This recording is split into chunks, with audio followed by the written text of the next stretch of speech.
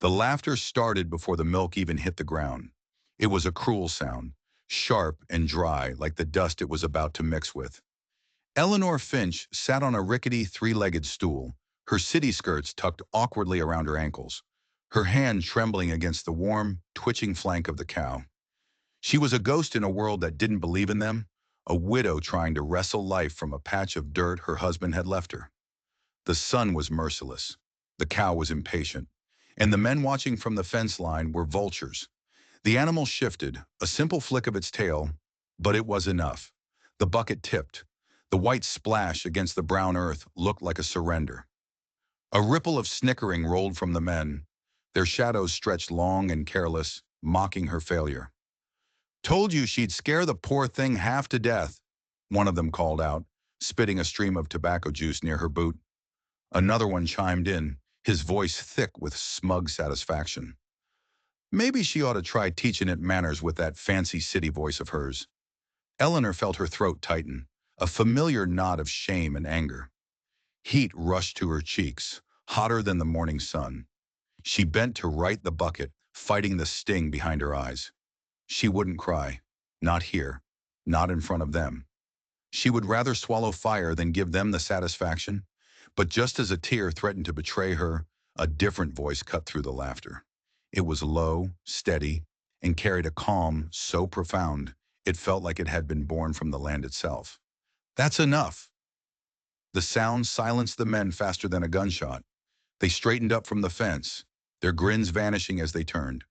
A figure was approaching from the pasture, a coat slung over one broad shoulder, the sun catching on the sweat along his brow. He was tall, built solid like an old oak, his shirt unbuttoned at the collar. The muscles in his forearms moved like quiet machinery beneath tanned skin. He moved with the easy, powerful grace of a man who'd lifted more fence posts than he'd ever spoken words. He didn't hurry. He didn't have to. His presence was its own kind of speed. Eleanor looked up, shielding her eyes just as he stepped beside her. He set his coat down over the fence rail without a glance at the other men. He didn't need to look at them to dismiss them. Without a word, he picked up the spilled bucket, wiped the rim clean with a rag he pulled from his back pocket, and crouched beside her. His knees barely made a sound in the dirt. He looked at her, his eyes a strange shade of gray, like a sky getting ready to storm. But his voice was the calm before it. "Let's learn together," he said simply. The ranch hands shifted on their feet, the humor draining right out of them, replaced by a sullen embarrassment. The shadow of his tone made their laughter feel small and cheap. One of them mumbled, "Caleb, we were just leaving." He didn't answer them. He just kept his eyes on Eleanor. And just like that, they were gone. The corral grew still again, the only sounds the buzzing of flies and the steady, unbothered breathing of the cow. Eleanor stared at him, caught somewhere between thanking him and running from the intensity in his gaze. This was Caleb Ward, the man her husband had warned her about, the quiet man from the next ridge over, the one the town whispered about, the one with a past as scarred as his land. "You don't have to," she began, her voice barely a whisper. He shook his head, a small, decisive movement. "Nobody's born knowing," he said. His voice wasn't soft. It was solid. "You hold her calm, she'll give calm back." There was no pity in it, just a plain-spoken truth. He guided her hand back toward the teat, his rough, calloused fingers steadying hers for just a second before pulling away. There was no lingering touch, no familiarity, just instruction. "Gentle pressure," he murmured, his voice low, "like you're drawing a line in sand." The first stream of milk hit the bottom of the bucket with a soft, surprising hiss. Then another. She blinked, startled by her own success. A small, almost hidden smile touched the corner of his mouth. It was just a flicker, but it was enough to feel like the sun breaking through a week of clouds. "See," he said, "she ain't stubborn, just waiting to trust you." Eleanor let out a breath she didn't realize she'd been holding. The tension in her shoulders eased for the first time in months. I think I owe her an apology," she whispered, looking at the cow with a newfound respect. "She'll forgive you quicker than folks do," he said, and the way he said it made it clear he wasn't just talking about the ranch hands. When she glanced up at him again, She saw it clearly for the first time, a thin white scar that ran along his jawline, half hidden by stubble. And behind his calm gray eyes, there was a sadness so deep it looked like a memory he was forced to live in every single day. She recognized the name then, the one spoken in hushed tones at the general store, the one that belonged to a man you keep your distance from. "You're Caleb Ward," she said softly, not as a question, but as a statement, a warning to herself. He just shrugged, his gaze moving across the pasture. "Land keeps me busy." He stood, picking up his coat from the fence. "Try again tomorrow. Same time. And don't you mind them fools. Their kind of laughter dies faster than good work." She watched him walk away, his stride long and sure, his shoulders cutting a clean, strong line against the bright morning sky. He didn't look back. When he disappeared over the ridge, she looked down at the bucket. It was only half full. Not much by any standard, but it was enough. For the first time since her husband Arthur's death, the world didn't feel like it was closing in around her. It felt like it was quietly, patiently, waiting for her to begin again. But as she stared at the ridge where he'd vanished, a cold thought slithered into her mind. Arthur had told her to stay away from the Ward Ranch. He'd said Caleb Ward was a dangerous man, a man who'd lost everything and had nothing left to lose. So why had he helped her? What did a man like that want with a broken-down widow on a failing piece of land? The kindness didn't feel like a gift. It felt like a hook, and she was already caught. The morning smelled of damp earth and sunlight, the kind of smell that makes a person believe the world might just forgive yesterday. Eleanor arrived at the corral early, before the ranch hands had even stirred from their bunks. The bucket was in one hand, a new sharp-edged determination in the other. The cow stood waiting, steam rising from her hide in the cool morning air. Eleanor laid a palm along her flank, murmuring softly, the way Caleb had shown her. "It's just you and me, girl," she said. "Let's prove them all wrong." The first pull was smooth. The second one spilled. She sighed, a puff of white in the chilled air. But she didn't curse this time. That was progress. A quiet sound behind her made her glance up.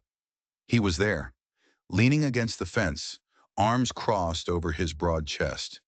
The same quiet half smile ghosting his mouth. It wasn't a smile of amusement. It was something else, something she couldn't quite read. "Didn't figure you'd come back," he said, his voice a low rumble. "Didn't figure I'd ever quit," she replied, her voice firmer than she expected. He climbed through the rail, his movements fluid and economical, and crouched beside her again, resting his elbows on his knees. The morning light caught that faint scar on his jaw, making it look like a sliver of ice. "Good," he said. "Quittin's for men who ain't met the right kind of trouble yet." She let out a soft laugh, surprising herself with the sound. "You call this trouble?" "The best kind," he said, his eyes on her hands. "It teaches you patience." They worked in a comfortable silence for a while, the only sounds the rhythmic hiss of milk hitting the metal pail and the soft breathing of the cow. It was a simple, honest sound, proof that the moment was real and alive. A blue jay landed on the rail above them, cocking its head as if it were judging their form. Caleb tipped his hat toward the bird. "We've got critics already," he murmured. She nearly laughed out loud. The sound startled the cow, who flicked her tail hard across Eleanor's arm, splattering fresh milk all over her sleeve. Before she could react, Caleb was reaching for the rag in his pocket, dabbing at the spot with a calm, steady precision. "You all right?" "I'm fine," she said, though her cheeks warmed at the simple kindness in the gesture. It was so unexpected, so different from the life she'd known with Arthur, a man whose kindness always came with a price tag. "Reckon I've had worse days." "Then you're doing fine," he said, his eyes meeting hers for a brief, intense moment. "Most folks can't find it in them to laugh when life gets messy." He straightened up then, walking to the gate and leaning against it, watching her. His presence was a solid, reassuring weight in the quiet morning. "You keep at it long enough," he said, his gaze drifting toward the horizon. "The land starts talking back to you." "What's it say?" she asked, her hands falling back into the rhythm he'd taught her. "Depends," he said, his eyes squinting against the rising sun. "Sometimes it says stop. Sometimes it says stay." She paused, looking up at him, a question hanging in the air between them. And what's it telling you? Stay, he said quietly, almost to himself, the word barely disturbing the air. She looked at him then, really looked at him. It was the kind of look that lingers longer than it should, the kind of look that belongs to two people who have both been empty for far too long. A flicker of recognition passed between them, a shared understanding of loss that needed no words. Why did you really help me? She asked, her voice soft. He looked away toward the ridge that separated their properties. Because someone once helped me, he said, his voice tight, and I didn't say thank you soon enough. He took the bucket from her when it was nearly full, carrying it with one hand as if it weighed nothing at all. You'll want to strain this through some clean cloth before you set it to cool, he instructed, his voice back to its practical, steady tone. Might even taste like pride if you're lucky. She smiled, a genuine, unguarded smile. I'll remember that. He paused at the gate before leaving, turning back to look at her one last time. You will, he said, his gaze unwavering. You don't seem like the forgetting kind. When he was gone, Eleanor stayed by the cow, running her fingers through the animal's coarse, warm hair. The mocking laughter from yesterday was a distant echo, replaced by the soft hush of wind whispering through the tall grass. She realized then that kindness, when it comes quiet and unexpected, stays with you far longer and rings much louder than ridicule ever could. The bucket gleamed in the sunlight, nearly full this time. She whispered to the empty corral, We're getting there. Somewhere over the ridge, she heard the sharp, rhythmic strike of a hammer on wood. Caleb, fixing something, building something, mending a world that was constantly trying to break. And for the first time, a new unsettling question took root in her mind. Maybe he wasn't just teaching her how to work this unforgiving land. Maybe he was teaching her how to belong to it. Or maybe, just maybe, he was pulling her into a conflict she didn't even know existed. Because as he walked away, she noticed something glinting in the dirt where he'd been crouching. A small silver cufflink engraved with a single ornate A. The same kind of cufflink her late husband Arthur used to wear. By the time the sun had reached its peak, the town already had its story. A widow and a rancher milking a cow together at dawn. There was nothing sinful in it, not really. But gossip didn't need sin. It only needed sound. At the feed store, two old-timers chuckled over it, calling her the cowhand's bride. At the bakery, the women lowered their voices, but not their eyebrows. The talk rode faster than the mail wagon. And by the end of the week, every single person in town had an opinion about Eleanor Finch and the quiet, dangerous man from the Ward Ranch. She heard it first at the town well. Mornings are getting mighty early for you, aren't they? A woman named Martha Harding said, her voice dripping with false sweetness as she filled her bucket far too fast. Guess cows ain't the only thing getting milked over on that ridge. The laughter that followed was sharp and ugly, cutting at her like a bitter frost. Eleanor didn't answer. She just finished her work, her jaw set, and walked away. But her silence was like gasoline on a fire. The less she defended herself, the more the stories grew, twisting and turning into something monstrous. That afternoon, she brought her milk to the market, her chin held high, even though her hands were shaking so badly she could barely unhitch her wagon. The small crowd parted for her, but only slightly, creating a narrow, judgmental path. She sold every last jar, but the whispers chased her like a swarm of angry flies. As she packed her empty crate, a shadow fell across her table. It was Caleb. His face was grim, his eyes hard. You didn't have to come into town, he said, his voice low and tight. Could have sent for what you needed. I would have brought it. And let them think I'm hiding? She replied, her voice shaking with a fury she didn't know she possessed. No, sir. I've done enough hiding in my life. He studied her for a long moment, the hardness in his eyes softening just a little. You heard what they're saying then? You mean about us? She said, the words tasting like poison. I heard it. It doesn't matter. It does, he said quietly, his gaze sweeping over the watching faces of the townspeople. Words like that can build fences thicker and taller than any wood. She looked at him then, not with anger, but with a deep, bone-weary exhaustion. Then I'll climb them, she said. I've done harder things than that. He almost smiled. It was a sad, fleeting thing. Reckon you have. They walked side by side down the dusty main street. The crowd parted for them, just enough for their footsteps to echo in the sudden, tense silence. Some faces turned away, pretending to be interested in window displays. Others watched openly, their eyes hungry for any proof that decency and scandal could look exactly the same. Caleb stopped at the hitching post, his movements slow and deliberate as he tied his reins. "You keep walking with me like this," he said, not looking at her. "They'll write a whole new chapter by sundown." "Then let them write," she said, her voice clear and strong. "At least this time they'll remember we worked for it." He glanced at her then, that faint scar on his jaw catching the afternoon light. And for a single, suspended heartbeat, something unspoken passed between them. It wasn't love, not yet, but it was the kind of trust that builds the very ground love needs to stand on. When they reached her wagon, he lifted her empty crate into the back without asking. "You'll need stronger wheels if you keep selling out like this," he said, his voice back to its usual practical tone. "I'll come by and fix it for you. Tomorrow." "You don't owe me that." "Don't owe," he said simply. "Just do." She wanted to argue, to hold on to her pride, but the quiet steadiness in his tone left no room for it. "All right," she whispered. "Tomorrow." He touched the brim of his hat in a gesture of farewell and turned to go. Behind him, the townspeople watched, their gossip finally choked into silence as the two figures moved apart, separating like daylight from shadow. That night, as Eleanor poured the last of her milk into a pan, she caught her reflection in the dark window pane. She saw the same woman who had arrived here, broken and afraid. But she was standing straighter now. The laughter of others had finally lost its bite. In its place was something steadier, something quieter, like the slow, powerful heartbeat of the land she was learning not just to work, but to love.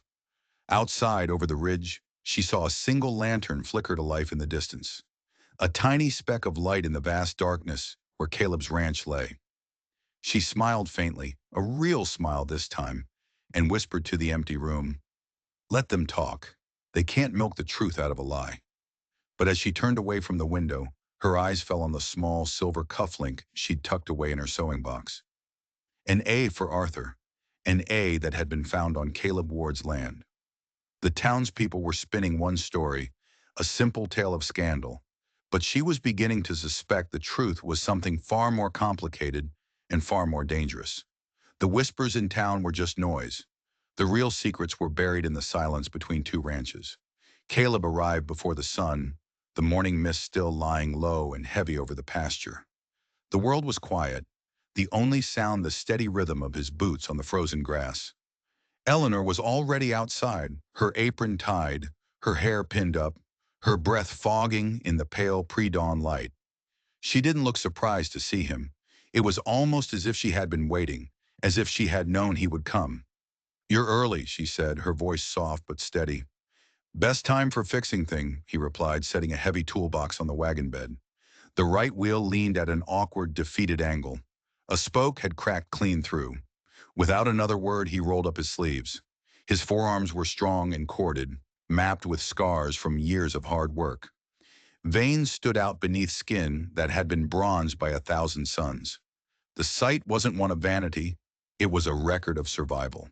And Eleanor found herself staring for a moment too long before she caught herself and looked away, a faint flush rising on her cheeks.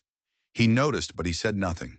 He just knelt beside the wheel, and the clean, certain rhythm of his hammer-striking wood began to echo through the quiet morning. Each hit sounded like the ticking of a clock, made honest.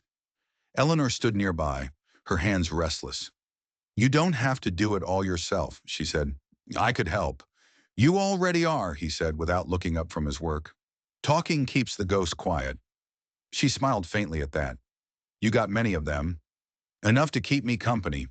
The sun began to crest the ridge, its golden light catching in his hair. When he finally straightened up to test the fit of the new spoke, sweat had gathered along his collar. He wiped it away with the back of his wrist. "Try it now," he said. She climbed into the wagon and eased it forward. The wheel turned as smooth as butter. The creak was gone. You made it better than it was before. Most things are, he said, his eyes meeting hers, mended stronger after they break, if someone's willing to do the fixing. Their gazes held for a long moment. Hers was uncertain, searching. His was unreadable, guarded. The air between them shifted, charged with the kind of silence that carries a meaning too fragile to name. She looked down at her hands, twisting a loose thread on her apron. They're still talking about us in town, she said, her voice barely above a whisper. You care what they say? Not like I used to, she answered honestly. But it's a strange thing, isn't it? How some folks can't stand to see anyone else heal. Caleb nodded, leaning against the newly repaired wagon rail. Healing makes them look at their own wounds, he said, and she noticed the way his jaw tightened when he said it, the muscles flexing just beneath the scar. She studied him, gathering her courage. You lost someone, she said quietly. It wasn't a question. Your wife? He didn't answer right away. His eyes were fixed on the horizon, on a place only he could see. 2 winters ago, he finally said, his voice flat. Fever took her before I could get back with the doctor. Place went quiet after that. Guess I've just been trying to fill the silence ever since. She stepped a little closer, not to comfort him, but to understand. I'm sorry, she said. Don't be, he murmured, his gaze still far away. The land takes what it wants. It teaches you to hold on to the rest. Gentle. The words settled between them like dust motes in a sunbeam. Soft, final, and strangely peaceful. You ever get tired of holding gentle? She asked. Every day, he said, a smile without a trace of joy touching his lips. But I do it anyway. She nodded slowly, and for the first time since Arthur's death, she felt something stir inside her that wasn't sorrow. It felt something like faith, not in God or in the land, but in the simple, stubborn decency of a good person. Caleb picked up his toolbox and started toward his horse. You keep working that cow? He asked, shifting the subject. Every morning. Good, he said. Don't let her win. Which her? She teased gently. The cow or the town? He let out a low, quiet chuckle. Some days, he said, there ain't much difference. He looked back over his shoulder then, and his eyes caught hers in a moment that felt like the sunrise breaking open the sky. When he rode away, the wagon wheel turning true and strong behind her, she whispered to herself, he's right. Some things are mended stronger. But as she turned to go back inside, her resolve hardened. He had opened a door into his past, just a crack. Now it was her turn. She walked into the small, dusty cabin to the roll-top desk where her husband's paper still sat. Untouched. She opened the drawer where she had placed the silver cufflink. She had to know how a piece of Arthur's life had ended up on Caleb Ward's land. She pulled out a stack of old ledgers, blowing the dust off the leather covers. She started with the most recent, her fingers tracing the columns of numbers. It was mostly what she expected. Records of feed purchases, equipment repairs, small loans. But then she found it. Tucked into the back of the final ledger, a series of entries that made the blood run cold in her veins. Regular payments, large sums of cash, made out to a name she didn't recognize. Silas Blackwood, the powerful, feared owner of the largest ranch in the valley, a man whose land bordered both hers and Caleb's. And next to each payment, a single cryptic notation, water rights. Arthur hadn't been paying off a simple debt. This felt like blackmail, and it had been going on for years. By midsummer, the air had turned to fire and dust. Every step across the yard kicked up a small gray cloud that clung to your boots and coated the back of your throat. Even the cattle had stopped complaining, their ribs beginning to show beneath hides that were dull with heat and thirst. Eleanor stood at the pump, her arm aching as she worked the handle, but the spout only groaned and spat a few muddy, mocking drops. The well was dry. She glanced toward the ridge where Caleb's ranch lay, hazed and shimmering in the brutal distance. He'd warned her weeks ago that the river was running thin, but she'd hoped, with a foolish kind of stubbornness, that she could make it rain through sheer will. She couldn't. When a lone horse appeared through the shimmer of heat, she almost thought it was a mirage. But then she saw the old familiar hat and the easy, steady posture of the rider. It was Caleb. He dismounted slowly, his movements weary, and tied his reins to the porch rail. "Pumps dry?" he asked, his voice roughened by the dust. "Almost," she said, her own voice cracking. "I've been borrowing from the well near the schoolhouse, but they're guarding it now, with rifles." He nodded, his gray eyes scanning the brittle, yellowed pasture. "Land's hurting," he said grimly. "Folks will be next." She looked down at her own cracked, blistered hands. "I planted what I could, but it's all dying." "You kept it alive longer than most," he said, and the simple statement felt like a balm on her frayed nerves. "That counts for something." He untied a heavy water skin from his saddle and held it out to her. "Take it. There's more where I came from." She hesitated, her pride warring with her desperation. "You'll need it yourself." "Got enough," he said, his expression leaving no room for argument. "Besides, you've got mouths that answer to you." She took it finally, the leather warm from the sun, and drank slowly. The water was cool and clean, but guilt and gratitude mixed on her tongue. "You shouldn't keep helping me," she whispered, wiping her mouth with the back of her hand. "It just gives them more to talk about." "Let 'em," he said, his voice hard. "Talk don't fill a bucket." He walked to the fence, his gaze fixed on the scorched, dead grass. "If this keeps up much longer, we'll have to move the herd east. There's still some shade and water down by the old creek bed." "I can help," she said quickly, the words tumbling out before she could stop them. "I can drive."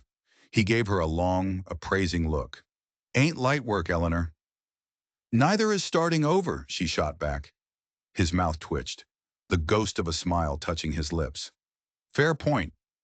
They spent the next several hours driving posts, moving what little feed she had left, and hauling the precious water he had brought. The sun baked them in a shared silence, but it wasn't the kind of silence that weighed you down. It was a silence that trusted itself, a silence of two people working toward a common goal. Once, as she reached for a coil of rope, her hand brushed against his. His skin was rough and calloused against hers, and for a long second, neither of them pulled away.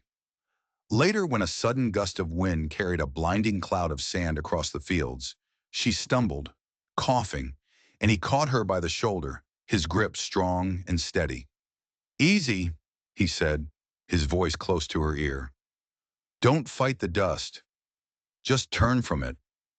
She leaned against him for just a breath, the smell of sweat and pine and sun-warmed leather, anchoring her back to something real and human in a world that was burning down. "Are you always this calm when the world is ending?" she asked, her voice muffled against his shirt. "Can't help much if I'm not," he said simply. They worked until the light turned a bruised orange, and the horizon shimmered like heated glass. When it was finally done, he poured what remained from his canteen into her cupped hands so she could wash the dirt and grit from her face. "You'll have to come by my ranch tomorrow," he said. "We'll load up the herd and move them together." "You sure you trust me with a job that big?" she teased, a faint smile playing on her lips despite her exhaustion. "Right now," he said, mounting his horse, "you're the only one still standing that I do trust." As he rode off, the dry, hot wind lifted the hem of her dress, and the dust settled around her like a ghostly veil. She watched until he disappeared over the ridge, the sun dying in a blaze of red behind him. She whispered to the empty, dying field, "Let it rain, if only just once more." But deep down, she knew that whatever mercy came next, it wouldn't be falling from the sky. It would come from the one man who kept showing up when everyone else had already turned away. She walked back into her cabin, the silence pressing in on her.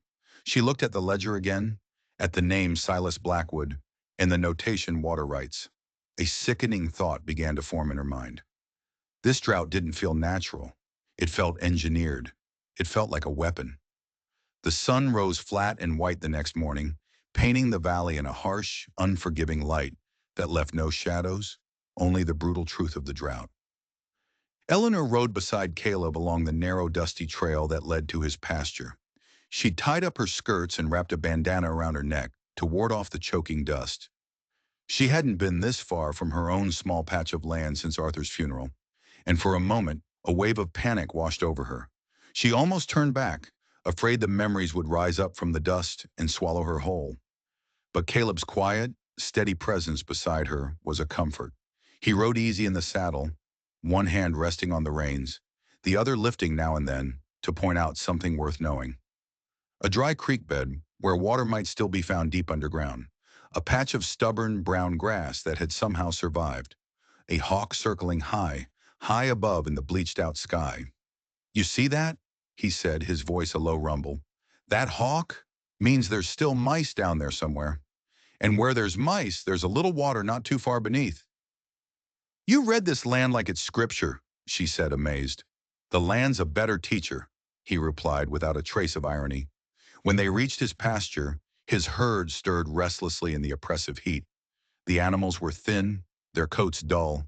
The air was thick with the smell of dust and animal musk. In desperation, Caleb swung down from his horse, his movements economical and sure, and began to loosen the heavy gate chain.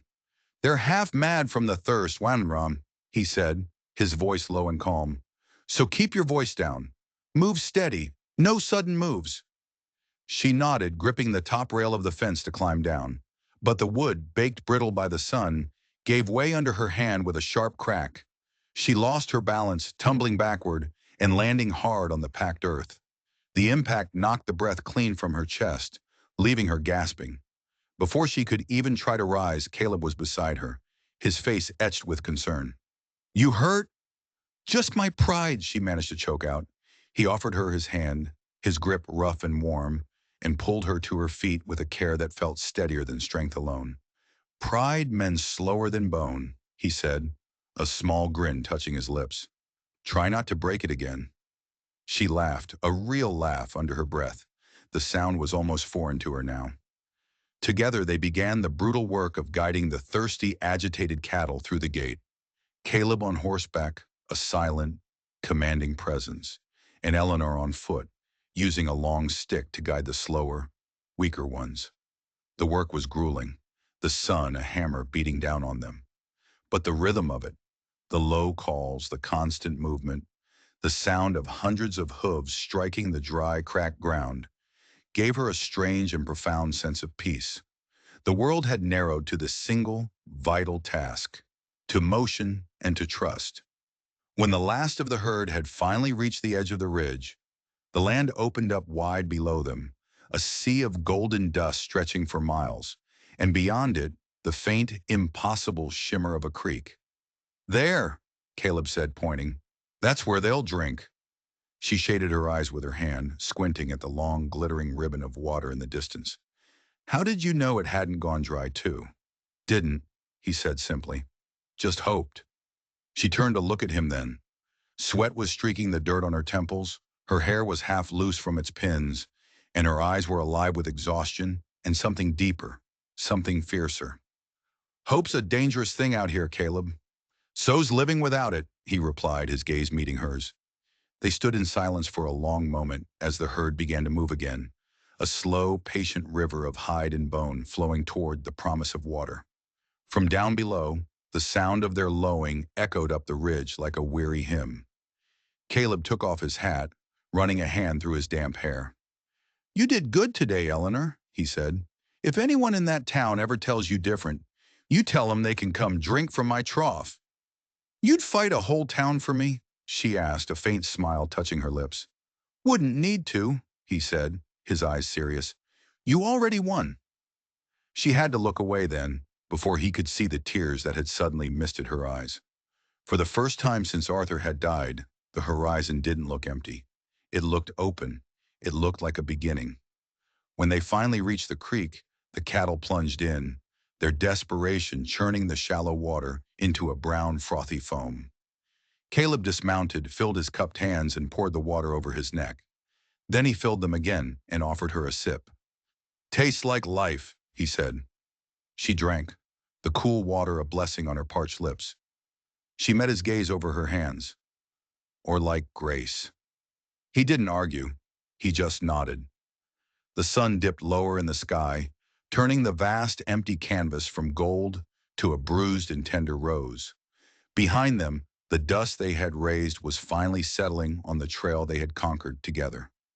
Ahead of them, the water whispered against the stones, a sound that was quiet and patient and endless. But as Eleanor watched the water flow, a cold dread snaked around her heart.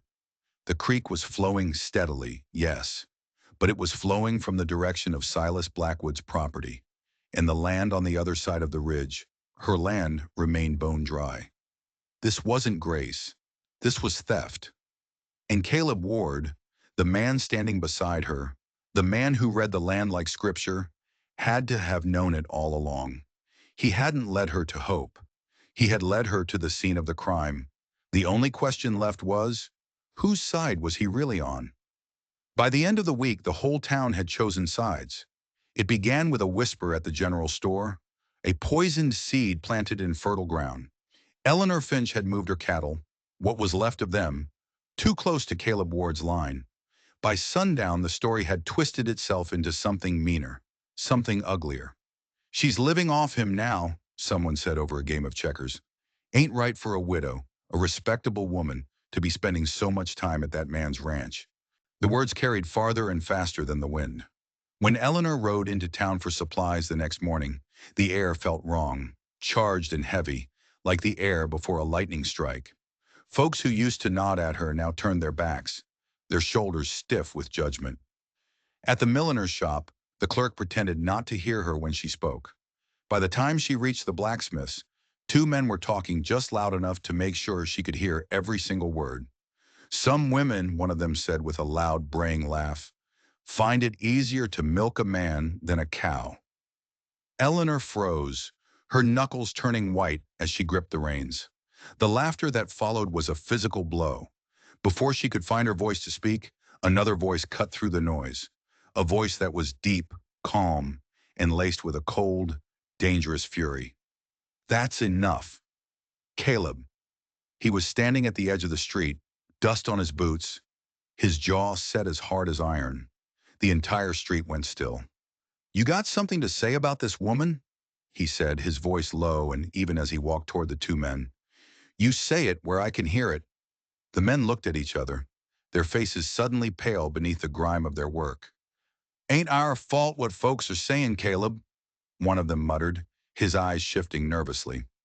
"Then maybe you should learn to talk true," Caleb said, stopping just a few feet from them. His presence seemed to suck all the air out of the street. Even the horses at the hitching rail seemed to hold their breath. "That woman," he said, his voice ringing with a cold clarity, "works harder than any two men in this town. You call what she's doing a sin. I call it a decency that none of you have ever earned." No one answered. The silence was absolute. The blacksmith cleared his throat, muttered something about the weather, and disappeared back into the darkness of his shop. When the street finally began to move again, it was slower, quieter, the energy of the gossip broken. Eleanor just stood there, a whirlwind of emotions tearing through her. Anger, gratitude, and a hot, bitter shame. They all tangled together until none of them made any sense. Caleb turned to her, the fury in his eyes softening as he looked at her. "Didn't mean to cause a scene," he said, his voice low again. "You didn't," she said softly. "You stopped one."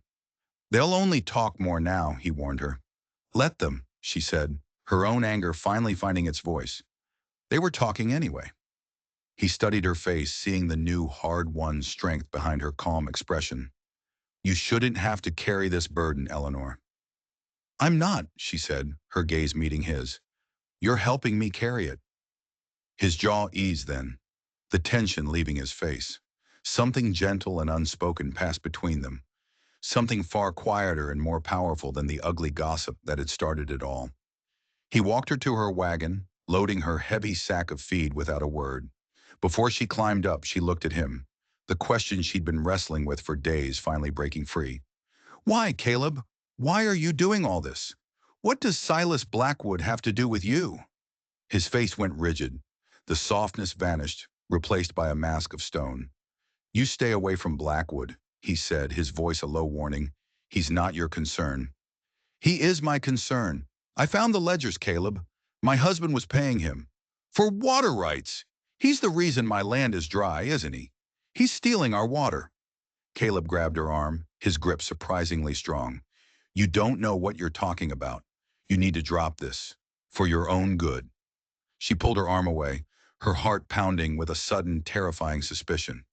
"You knew," she whispered. You knew all along. That creek on your land. You led me there so I would see it.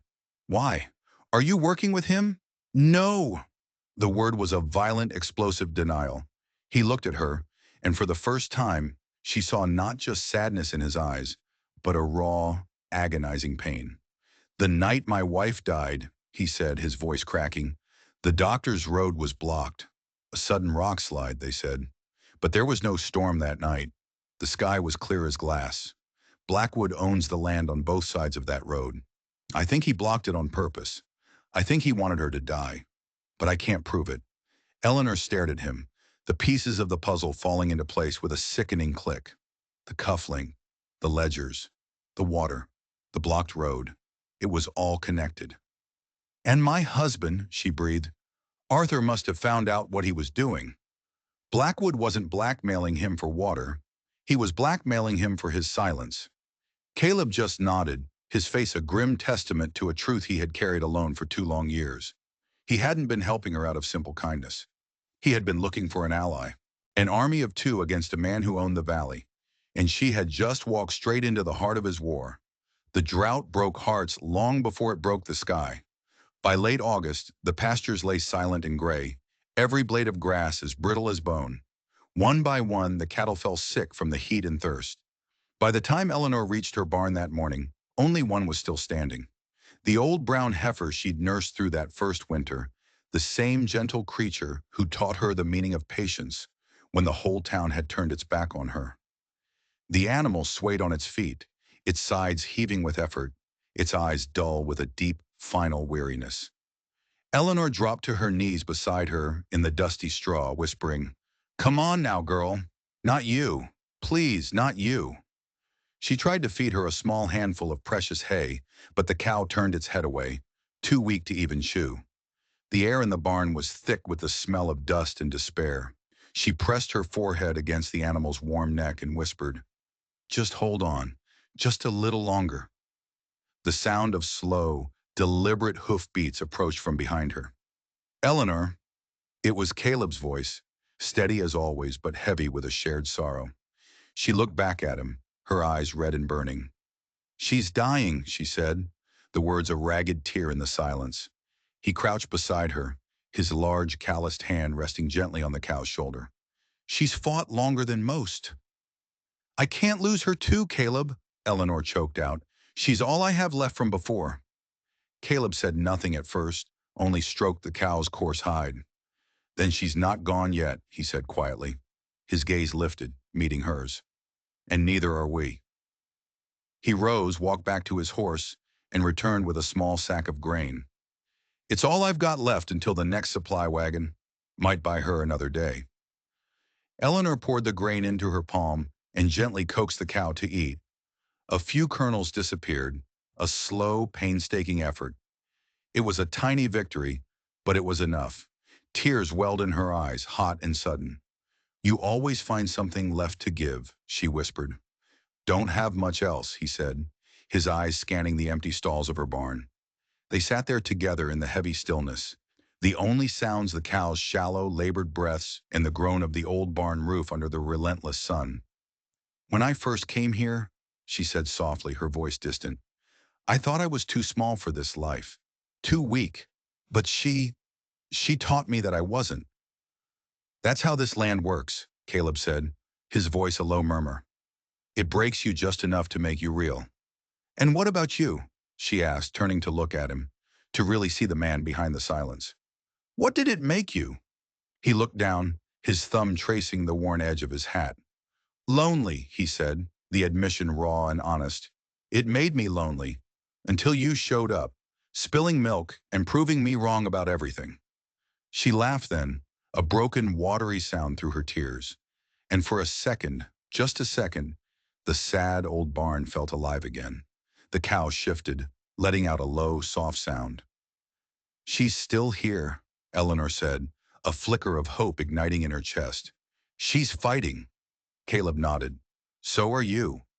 The moment stretched between them, fragile and golden, like something sacred trying to hold on against the dying of the light. Then, as if on cue, a sound so foreign they almost didn't recognize it. A low, distant roll of thunder. It was uncertain, but it was real. Eleanor froze, her eyes lifting toward the open barn door.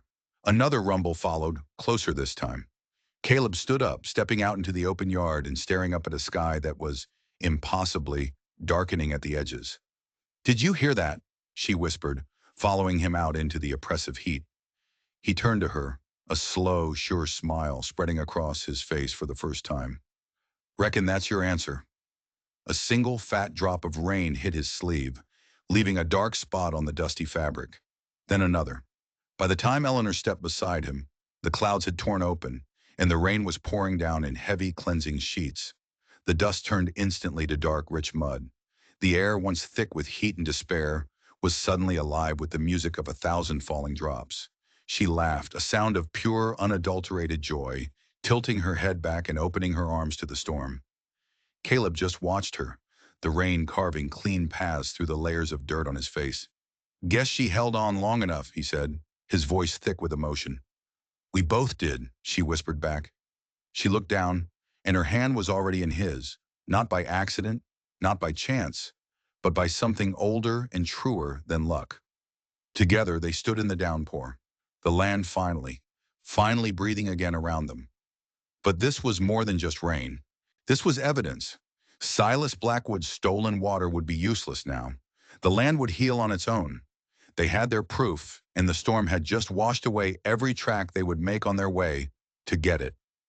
They were going to expose him. Tonight. By dawn, the rain had turned the entire valley into a world of mirrors. Puddles caught the pale, pearlescent light like shards of glass laid carefully across the earth. The drought's dust was gone, washed away into memory, and the air smelled new and clean, as if the world had decided to forgive itself. Eleanor stood at her cabin door, a shawl drawn tight around her shoulders, watching the mist lift from the greening fields. The cow had made it through the night. She was weak, but her breathing was steady.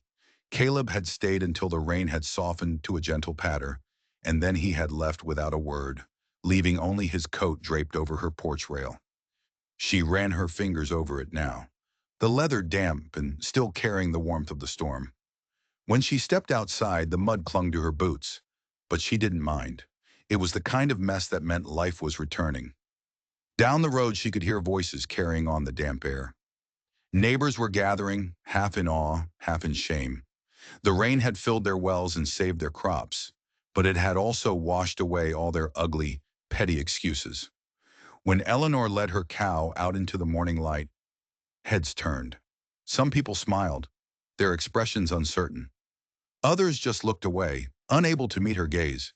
Mrs. Harding, the woman who had mocked her so cruelly at the well, approached her hesitantly, her hands folded tight in front of her. "Seems you were right to wait on Grace," she said, her eyes fixed on the ground. Eleanor shook her head. "I didn't wait," she answered, her voice clear and strong. "I worked." A murmur went through the small crowd, a soft, almost respectful sound.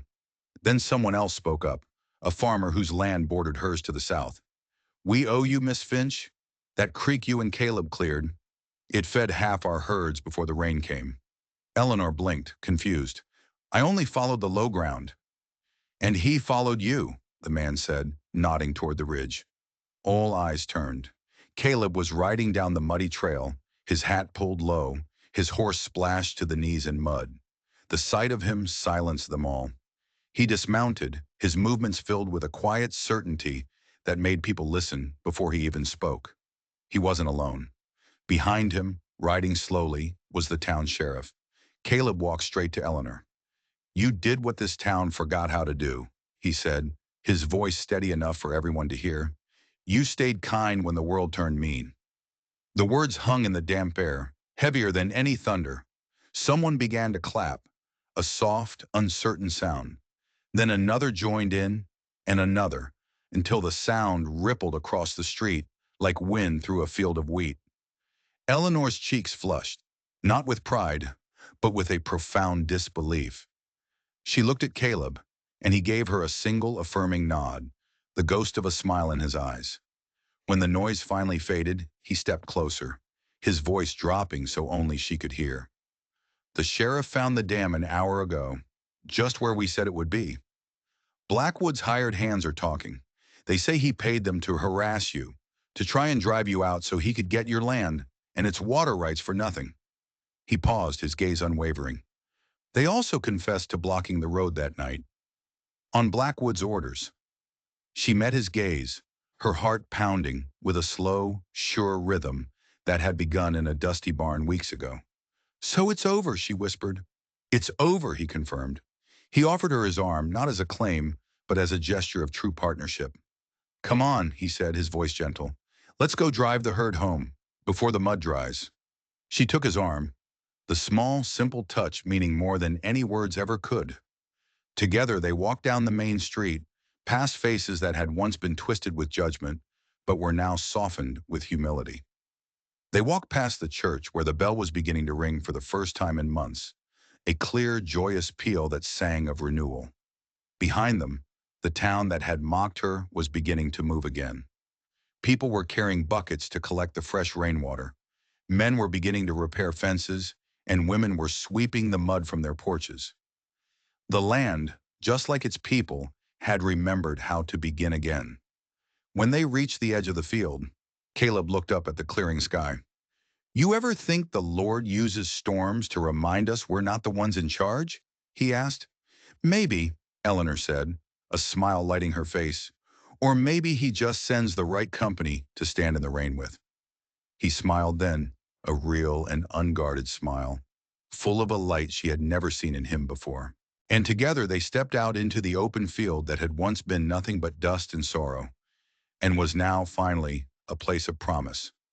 Autumn came slow that year, as if the land itself didn't want to rush its own quiet, steady recovery.